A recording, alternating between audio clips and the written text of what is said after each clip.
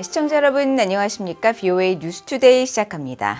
유엔군 사령부가 북한이 한국으로 오물풍선 수백 개를 날려보낸 데 대해 정전협정 위반이라고 지적하며 공식 조사를 착수했다고 밝혔습니다. 또 북한이 국제사회에서 책임 있는 일원으로 대우받길 원한다면 이런 오물풍선을 날려보내는 것은 무책임하다고 비판했습니다.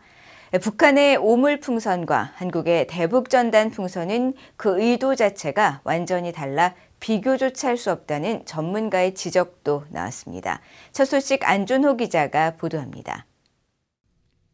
28일 밤부터 29일까지 한국의 서울과 경기, 충청, 강원 등 전국 곳곳에서 북한이 날려보낸 오물풍선이 잇따라 발견됐습니다. 이 오물풍선에는 가축 분변과 쓰레기 등 오물이 담겼습니다. 유엔사는 인터넷 사회관계망 서비스 X를 통해 지난밤 북한은 수십 개의 풍선을 군사분계선 넘어 한반도 여러 지역에 날려보냈으며 풍선에는 분변과 기타 폐기물이 담긴 것으로 알려졌다고 밝혔습니다.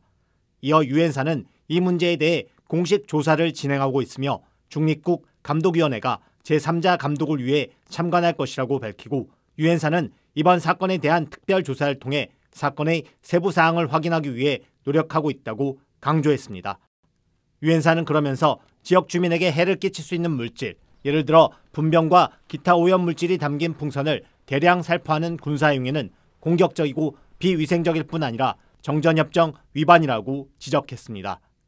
또 마야 나네즈 유엔사 대변인은 북한은 국제사회의 책임있는 일원으로 대우받길 원한다고 수차례 밝혔지만 분변과 기타 오염물질이 담긴 풍선을 이웃나라 영공으로 날려보내 주민들에게 영향을 끼치는 행위는 무책임하다고 비판했습니다. 그러면서 우리는 한반도 평화 수호 노력을 방해하는 어떠한 국제법 위반 행위도 규탄한다면서 북한이 이번 문제와 또 잠재적 갈등과 긴장의 원인이 되는 다른 문제들을 논의하기 위해 대화의 장으로 돌아올 것을 촉구한다고 밝혔습니다.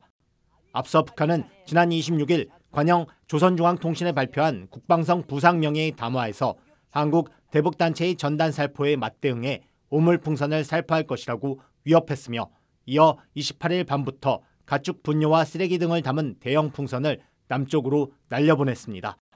한국합동참모본부에 따르면 현지 시각으로 29일 오후 4시까지 전국에서 발견된 북한 오물풍선은 260개에 달합니다. 합참은 이 같은 북한의 행위는 국제법을 명백히 위반하는 것이며 우리 국민의 안전을 심각하게 위협하는 행위라고 지적했습니다. 전문가들은 북한이 남남 갈등을 노리고 있다고 분석했습니다. 한미연합사 작전참모를 역임한 데이비드 맥스웰 아태전략센터 부대표는 탈북민 등 대북단체들이 북한으로 보내는 대북전단은 김씨 정권의 실체 등을 담은 것으로 북한의 오물풍선과는 비교할 수 없다고 지적했습니다. It is a long-standing tactic and strategy of North Korea to create dissension in the South. It's important for the government, it's important for the Korean people in the South to not be taken in by North Korean actions and not to be duped by them. 맥스웰 부대표는 또 외부 정보는 김정은에겐 위협이지만 북한 내부에 변화를 가져올 수 있다면서 북한 오물풍선에 대한 공포로 정당한 대북전단 살포 행위를 중단해서는 안 된다고 강조했습니다. VOA 뉴스 안준호입니다. 미국이 유엔 안보리에서 북한의 군사정찰 위성 발사에 대한 대응 방안을 논의하기 위한 공개회의를 31일 개최할 것을 요청했습니다. 유엔 주재 미국 대표부의 네이트 에반스 대변인은 29일 북한의 정찰 위성 발사에 대한 유엔 안보리 회의에 관한 성명을 내고 미국은 탄도미사일 기술을 이용한 북한의 지난 27일 우주 발사 시도를 강력히 규탄하며 이런 행동은 여러 유엔 안보리 결의를 직접적으로 위반하는 것이라고 밝혔습니다. 이어 안보리는 북한의 무모하고 불안정을 야기하는 행동에 대처해야 하며 이것이 바로 미국이 우리 파트너들과 함께 5월 31일 오전에 안보리 공개회의를 개최할 것을 촉구한 이유라고 밝혔습니다. 에반스 대변인은 특히 안보리는 결의를 준수할 책임이 있으며 미국은 모든 안보리 회원국들이 이 책임을 심각하게 받아들이고 북한의 위험하고 불법적인 행동을 규탄하는 데 단결할 것을 촉구한다면서 북한은 안보리 결의 위반에 대해 책임을 져야 한다고 강조했습니다. 일본을 방문 중인 세뮤얼 파파로 신임 미국 인도태평양 사령관이 북한의 정찰 위성 발사는 중요한 도전이었다고 지적했습니다. 파파로 사령관은 29일 일본 방위성에서 기아라 미노루 일본 방위상과 만나 이같이 지적하고, 그러나 미국은 그 발사를 추적할 수 있었고 위협이 되지 않는다는 것을 즉시 확인했으며 발사 실패도 확인하는 등 대비가 잘 돼 있었다고 밝혔습니다. 그러면서 이런 발사가 어떤 식으로든 동맹을 위협할 경우 방어할 준비도 잘 돼 있었다고 강조했습니다. 앞서 기아라 미노루 방위상은 북한의 위성 발사는 유엔 안보리 결의에 대한 명백한 위반으로 절대로 용납할 수 없다면서 강력히 규탄했습니다. 한편 기시다 후미오 일본 총리는 파파로 사령관을 만나 북한의 위성 발사를 언급하며 일본은 미국과 함께 지역 및 국제사회의 평화와 안정을 위한 책임을 다하고 동맹 억지력을 더욱 강화하겠다고 말했다고 일본 총리실이 밝혔습니다. 독일 정부가 북한의 탄도미사일 기술을 이용한 군사 정찰 위성 발사를 강력히 규탄했습니다. 독일 외무부는 29일 성명을 통해 북한의 이번 로켓 발사는 관련 유엔 안보리 결의에 따른 의무를 심각하게 위반한 것이며 영내와 전 세계 파트너 국가의 안보를 위협한다고 지적했습니다. 이어 북한은 모든 대량 살상 무기와 탄도미사일 프로그램에 대한 완전하고 검증 가능하며 되돌릴 수 없는 방식으로의 종식에 전념해야 한다고 밝혔습니다. 리투아니아 외무부도 이날 사회연결망 서비스 X를 통해 북한의 탄도미사일 기술을 이용한 정찰 위성 발사 시도는 유엔 안보리 결의를 악랄하게 위반하는 것이며 국제와 영내 안보를 위협하는 것이라고 규탄했습니다. 그러면서 북한은 불안정한 행동을 즉각 중단하고 국제 의무를 준수하는 한편 파트너들과 대화에 나서야 한다고 밝혔습니다. 유엔 제재 명단에 오른 북한 굴재 운반선이 중국 영해에서 포착됐습니다.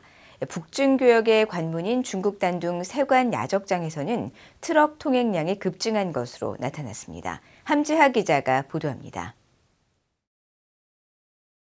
선박의 위치 정보를 보여주는 마린 트래픽의 29일자 지도에 유엔 제재 대상 선박 동산 2호가 보입니다. 동산 2호가 발견된 곳은 중국 본토에서 불과 17km 떨어진 지점입니다. 유엔 안보리는 지난 2017년 금수품 운송에 연루된 동산 2호 등 북한 선박 4척을 제재했습니다. 따라서 사실상 다른 나라 항구로의 운항이 금지된 동산 2호가 어떤 이유로 한반도에서 수백 킬로미터나 떨어진 중국 해상으로 향했는지 의문입니다. 국제해사기구 IMO의 선박 등록 자료에 따르면 동산 2호는 중량 톤수 4,110톤급 골재 운반선입니다. 현재 유엔 안보리는 골재를 포함한 북한의 광물 수출을 전면 금지하고 있는데 동산 2호가 광물을 실어 나른 것은 아닌지 주목됩니다. 동산 2호가 중국 영해 혹은 근해에서 발견된 건 올해에만 3번째입니다. 앞서 BOA는 지난 1월 동산 2호가 중국 닝보 저우산항 인근 해역에서 잠시 신호를 발신한 뒤 사라졌던 사실을 보도했으며 지난 3월엔 중국 산둥성 르자오에서 동쪽으로 약 114km 떨어진 지점에서 중국 본토 방향으로 이동 중인 상황을 보도했습니다. 동산 2호는 당시 중국 정부에 의해 억류됐어야 하지만 또다시 운항에 나선 점으로 볼 때 중국 정부의 특별한 조치는 없었던 것으로 보입니다. 이런 가운데 중국 단둥과 북한 신의주를 연결하는 조중우이교 인근 중국 측 세관 야적장에선 분주한 트럭의 행렬이 포착됐습니다. 가로 약 100m, 세로 60에서 80m인 세관 야적장은 신의주로 떠나는 컨테이너 트럭이 대기하는 곳인데 지난 13일과 16일, 25일, 28일 등 총 나흘에 걸쳐 하얀색과 붉은색으로 표시된 트럭들이 밀집해 있었습니다. 조중의교 일대는 2019년까지만 해도 트럭으로 늘 분주했지만 신종 코로나 바이러스 사태로 북중 국경이 봉쇄된 이후 수년간 텅 빈 모습만 관측돼 왔습니다. 그러다가 지난해 11월부터 컨테이너 트럭으로 추정되는 물체가 조금씩 식별되기 시작하더니 지난 2월부턴 트럭의 수가 크게 늘어난 장면이 포착되기 시작했습니다. 그러나 이번처럼 야적장 전체를 메울 정도의 트럭이 자주 포착되는 것은 새로운 현상입니다. 현재 이들 트럭이 북한에서 중국으로 물품을 실어 나르고 있는 것인지 반대로 중국 물품을 북한으로 운송하는지는 알 수 없습니다. 하지만 신종 코로나 바이러스로 중단된 양국 간 무역이 뚜렷한 회복 조짐을 보이고 있습니다. 중국 해관총사에 따르면 지난달 북한과 중국의 교역액은 1억 9,399만 4천 달러로 전월 대비 22.7% 증가했습니다. BOA 뉴스 함지아입니다. 미국이 지난달 활동이 종료된 유엔 대북제재위원회 전문가 패널의 대안 마련을 계속 모색하고 있다고 밝혔습니다. 특히 북한의 불법 활동을 계속 주시하고 보고할 필요성을 강조했습니다. 조상진 기자가 보도합니다. 미국은 유엔 대북제재위원회 전문가 패널의 대안 마련을 위한 최근 안보리 비공식 협의가 별다른 진전 없이 끝난 것과 관련해 해법을 찾아낼 것이라는 분명한 의지를 밝혔습니다. 유엔 주재 미국 대표부 대변인은 28일 VOA에 관련 논평 요청에 우리는 북한의 불법적인 대량 살상무기 및 탄도미사일 개발에 대응하기 위해 객관적이고 독립적인 분석을 할 수 있는 모든 방안을 계속 검토하고 있다고 밝혔습니다. 이어 전문가 패널이 해오던 일이 사라지게 해서는 안 된다면서 북한의 불법 활동과 제재 위반 시도를 계속 주시하고 보고해야 한다고 강조했습니다. 미국 대표부 대변인은 또 전문가 패널에 대한 거부권이 제재 체제에 대한 거부는 아니라면서 제재 체제는 그대로 유지된다고 밝히고 우리는 보고를 할 수 있는 길을 계속 찾아야 하고 궁극적으로 그런 메커니즘을 찾아낼 것이라고 말했습니다. 앞서 유엔 안보리는 지난 20일 뉴욕 유엔 본부에서 1718 위원회, 즉 대북제재위원회의 의제로 비공식 협의를 했고 이 자리에서 전문가 패널의 역할을 대신할 대안 메커니즘에 대한 이사국 간 의견 표명이 이뤄진 것으로 전해졌습니다. 그러나 상임이사국 간 견해 차이로 관련 논의가 구체화되거나 진전을 보지는 못한 것으로 알려졌습니다. 전문가 패널은 유엔 안보리 대북제재위 산하기구로 북한의 제재 위반 사례를 조사하는 임무를 수행하면서 매년 2차례 관련 보고서를 작성해왔습니다. 앞서 안보리는 지난 3월 28일 전문가 패널 임기 연장안을 표결에 붙였지만 상임이사국인 러시아가 거부권을 행사하고 중국이 기권하면서 부결됐고 이에 따라 이달 1일 패널 활동이 공식적으로 종료됐습니다. 미국 정부는 전문가 패널의 대안을 계속 모색하고 있습니다. We are looking at what other options we can bring to the table that will continue the important work that the panel of experts was doing. 지난해까지 전문가 패널의 미국 측 대표로 활동했던 미국 노틀담 대학의 조지 로페즈 명예교수는 최근 VOA와의 통화에서 뉴욕 외교가에서 전문가 패널의 대안과 관련한 다양한 방안이 논의되고 있다고 밝혔습니다. 특히 미한일 3국이나 심지어 유엔 총회 기반 체제를 뛰어넘는 다양한 영역이 모색되고 있다면서 인도주의와 인권 관련 비정부 기구들 사이에서도 전문가 패널 대안에 관한 논의가 이뤄지고 있다고 말했습니다. 한편 북한은 전문가 패널 대안 마련에 강력히 반발하고 있습니다. 김선경 북한 외무성 국제기구 담당 부상은 8일 조선중앙통신에 미국 등이 유엔 안보리 대북제재위원회 전문가 패널 대체기구를 설립하려는 데 대해 국제사회에 대한 심각한 도전이라고 주장했습니다. VOA 뉴스 조상진입니다. 북한 내 끔찍한 인권 상황이 지속되고 있지만 개선 징후는 보이지 않는다고 유럽연합 EU가 연례 보고서에서 지적했습니다.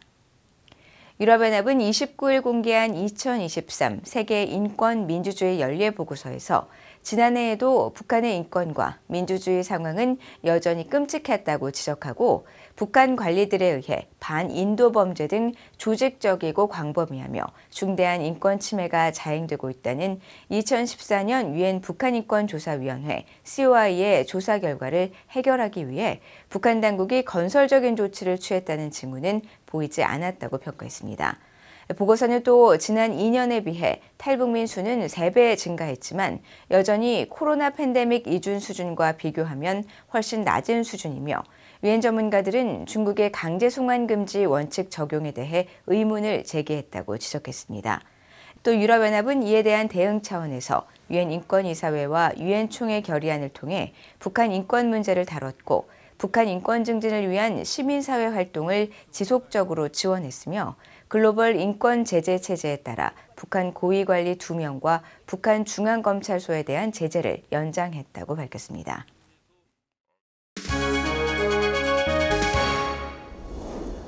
국제뉴스입니다. 프랑스와 독일 정상이 우크라이나가 서방이 지원한 무기로 러시아 본토를 타격하는 것을 허용해야 한다고 밝혔습니다. 프랑스의 에마뉴엘 마크롱 대통령은 독일 방문 마지막 날인 28일 독일의 올라프 숄츠 총리와 정상회담 후 공동 기자회견에서 우리는 미사일이 발사되는 러시아 군 부대를 무력화시키는 일을 우크라이나에게 허용해야 한다고 생각한다고 밝히고, 다만 러시아 내 민간 건물에 대한 공격은 허용해서는 안 된다고 지적했습니다. 숄츠 총리도 우크라이나가 국제법과 무기 제공국의 조건을 존중하는 한 자신을 방어하는 것은 허용된다면서 마크롱 대통령의 견해에 동의했습니다. 이에 앞서 옌스 스톨텐베르그 북대서양조약기구 나토 사무총장도 지난 27일 우크라이나가 지원받은 무기로 러시아 본토를 공격하지 못하도록 한 방침을 재검토할 것을 주장했습니다. 한편 블라디미르 푸틴 러시아 대통령은 우즈베키스탄을 방문해 나토 회원국들이 불장난을 하고 있다며 우크라이나가 서방제 무기를 사용해 러시아 본토를 타격할 경우 국제 분쟁이 촉발될 수 있다고 경고했다고 로이터 통신이 보도했습니다. 중동 국가 예멘의 이슬람 무장 조직 후티 반군이 28일 미사일 여러 발을 발사해 홍해를 지나던 상선을 타격했다고 미군 중부사령부가 밝혔습니다. 중동 지역을 관할하는 미군 중부사령부는 이날 보도자료를 통해 현지 시각 28일 오후 12시 5분에서 1시 40분 사이 이란의 지원을 받는 후티 반군이 예멘 내 후티 장악 지역에서 홍해를 향해 5발의 대함 탄도미사일을 발사했다고 밝혔습니다. 이어 이 중 3발이 그리스 국적의 마실 제도 선적 화물선 MV 라악스호를 타격한 것으로 보고됐지만 인명피해는 없었으며 이 선박은 예정된 항행을 계속했다고 전했습니다. 중부사령부는 또 이날 오전 10시 4분에서 오후 1시 30분 사이 후티 장악 지역에서 발사된 드론 5기를 홍해 상공에서 요격했다면서 드론들은 영내의 상선들에 대한 임박한 위협으로 판단해 이같이 대응했으며 항행의 자유를 보호하고 미국과 연합국 함정과 상선들을 위해 국제 수역을 더 안전하고 안심할 수 있는 곳으로 만들려는 조치였다고 강조했습니다. 한편 후티 반군은 이스라엘과 팔레스타인 무장정파 하마스 간의 휴전과 가자지구 인도적 상황의 완화가 이루어질 때까지 이 같은 공격을 계속할 것이라고 밝혀왔습니다. 중국 정부가 다음 달부터 남중국해, 필리핀 이름으로 서필리핀해에서 무단 침입한 것으로 판단되는 외국인을 구금할 수 있는 법을 시행한다고 밝혔습니다. 중국 외교부의 마오닝 대변인은 29일 정례 브리핑에서 2021년 제정된 해양경비대법에 이 같은 내용을 추가한 강화 법안이 다음 달 15일부터 발효된다고 밝히고, 이것은 법 집행을 표준화하고 해양 질서를 더 잘 준수하는 것을 목표로 한다면서 불법 행위가 없는 한 어떠한 개인이나 기관도 걱정할 필요가 없다고 강조했습니다. 마오 대변인은 특히 남중국해에서 영유권 갈등을 빚고 있는 필리핀을 겨냥해 상황을 고조시키는 도발 행위를 자주 해온 것은 필리핀 측이라고 주장했습니다. 이와 관련해 페르난디드 마르코스 필리핀 대통령은 이날 브루나이 국빈 방문 중 기자들에게 중국의 새 정책은 필리핀 국민을 구금하겠다는 위협이라고 지적하고 이것은 우려스러운 정책이며 상황을 고조시키는 것이라고 밝혔습니다. 중국은 남중국해 대부분 해역에 대한 영유권을 주장하면서 필리핀, 브루나이, 말레이시아, 타이완, 베트남 등 주변국들과 갈등을 빚고 있습니다. 상설중재재판소는 2016년 중국의 이 같은 영유권 주장이 국제법상 근거가 없다고 판결했지만 중국은 이를 인정하지 않고 있습니다. 미국이 안보상 이유로 블랙리스트에 올린 중국 기업들이 이름을 바꿔 영업을 계속하려고 시도하고 있다고 월스트리트 저널이 보도했습니다. 29일 월스트리트 저널 보도에 따르면 일부 중국 기업들이 새로운 브랜드를 내세워 영업을 계속하려고 하고 있으며 이 같은 브랜드 교체는 기업 이름을 바꾸거나 자회사 설립 또는 미국 내 파트너 회사를 앞세우는 방식을 활용하고 있습니다. 특히 지난해 12월 미시간주에 설립된 아메리칸 라이다는 자동차 자율주행 등의 핵심 장비인 라이다를 생산하는 기업이며 배후에는 미국 정부 당국이 미국에서 활동하는 중국 군사기관으로 지목한 중국 기반 업체 허사이 그룹이 있습니다. 허사이 측은 아메리칸 라이다 설립에 대해 제품이 미국에서 생산, 판매된다는 점을 알리고자 한다고 말했으며 아메리칸 라이다 설립 한 달 만에 당국의 규제에 부딪히자 이달 미국 국방부를 상대로 소송을 냈다고 월스트리트 저널은 보도했습니다. 지금까지 국제뉴스였습니다. 이상으로 BOA 뉴스투데이를 모두 마칩니다. 시청해주신 여러분 고맙습니다.